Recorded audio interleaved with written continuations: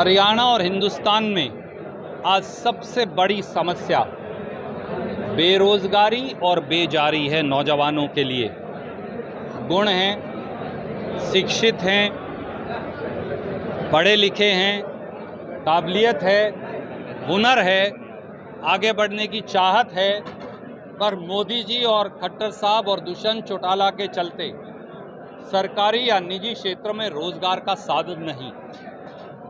हरियाणा में तो एक ऐसी निकम्मी सरकार चल रही है जो पेपर लीक माफिया को संरक्षण देती है। 43 पेपर लीक हो चुके, 43 बार पेपर मंडियों में बिके। हरियाणा के नौजवानों का भविष्य मंडियों में बिका, परंतु खट्टर सरकार ने आज तक ना किसी की सजा करवाई, ना कोई जेल गया। क्योंकि सच्ची बात यह है कि पेपर लीक माफिया के तार सत्ता में बैठे सफेद पोशों से सीधे सीधे जुड़े हैं। तो हजारों करोड़ रिश्वत में इकट्ठा किया जाता है नौजवानों के भविष्य को मंडी में बेचकर, वो पैसा सीधा सत्ताधीश सफेद पोशों तक जाता है। और खट्टर साहब को शर्मसार होना चाहिए जब कल उन्होंने ये कहा कि पेपर सेटिंग एजेंसी या HSSC से उनका कोई वास्ता नहीं। खट्टर साहब, आप किसको बेवकूफ़ बना रहे हैं?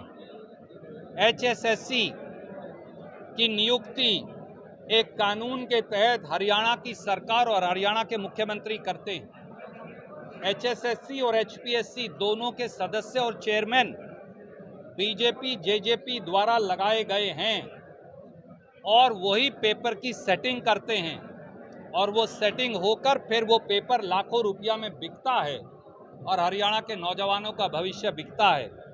इसलिए आप ये कहकर पीछा नहीं छुड़वा सकते कि हम तो झोला उठाकर चल पड़ेंगे। लोग अब भाजपा जजपा का झोला उठवा देंगे। हरियाणा का नौजवान, कांग्रेस की पार्टी का ये विजन है कि सारे सरकारी पद भरे जाएं और सरकारी पद इस प्रकार से भरे जाएं कि 50,000, 80,000, 1 लाख नहीं, 5, 6, 7 लाख नौजवानों को सरकार के खजाने में हिस्सेदारी मिले, नया तरीका बनाकर। और इसके साथ साथ 10 से 15 लाख नौकरियां निजी क्षेत्र में फैक्ट्रियों को प्रोत्साहन देकर ना केवल फरीदाबाद और गुड़गांव में लगाई जाएं, पर हमें उन फैक्ट्रियों का क्षेत्र फरीदाबाद गुड़गांव के साथ साथ करनाल, कुरुक्षेत्र, जींद, कैथल, फतेहाबाद, सरसा तक खींचकर लेकर जाना पड़ेगा और उधर चंडीगढ़ से और पंचकुला से निकालकर यमुनानगर, अंबाला तक लेकर आना पड़ेगा, कैथल, कुरुक्षेत्र तक, हिसार तक, तभी हरियाणा तरक्की कर पाएगा। इस मिशन और विजन के साथ हरियाणा की कांग्रेस पार्टी इस प्रकार से हम आगे चल रहे हैं और हमें विश्वास है कि कांग्रेस की अगली सरकार में हम इसका क्रियान्वयन कर पाएंगे। सर, CM और डिप्टी CM दो दंगों के बाद कहते हैं पुलिस किस एक व्यक्ति की सुरक्षा करने के लिए? मुख्यमंत्री और उप मुख्यमंत्री ही सारे विघन की असली जड़ हैं। मुख्यमंत्री और उप मुख्यमंत्री शेखी बधारते थे कि हमने हरियाणवियों के लिए जॉब आरक्षण कर दिया। क्या बताएंगे दुष्यंत चौटाला और खट्टर साहब कितने बच्चों को उस आरक्षण से रोजगार मिला? 100 को भी नहीं मिला। तो हरियाणा के 25 लाख बच्चे कहाँ जाएंगे?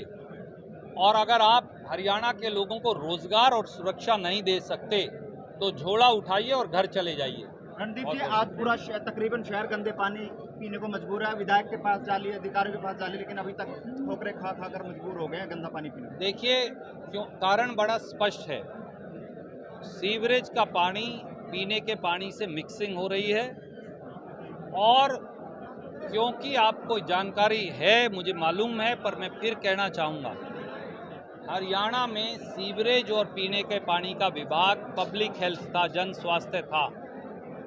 खट्टर साहब ने उस चलते विभाग पर ताला मारकर ठेकेदारों को देकर मुनाफा कमाने के लिए ये विभाग नगर पालिका को दे दिया।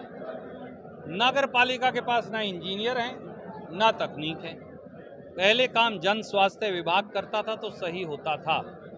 नगर पालिका ने आगे वो सारा काम ठेकेदारों को सौंप दिया जो लीपापोती करते हैं, पेमेंट लेते हैं और भाग जाते हैं। सच्चाई यही है। पूरे हरियाणा में बुलडोजर चल रहा है। बजरंगी की गिरफ्तारी पहले दुष्यंत चौटाला कहते हैं कि गिरफ्तारी करना तो पुलिस का काम है, सरकार का काम क्या है फिर? अगर पुलिस का काम है तो पुलिस किसके पास है? क्या पुलिस कांग्रेस के पास है या बीजेपी जेजेपी के पास है?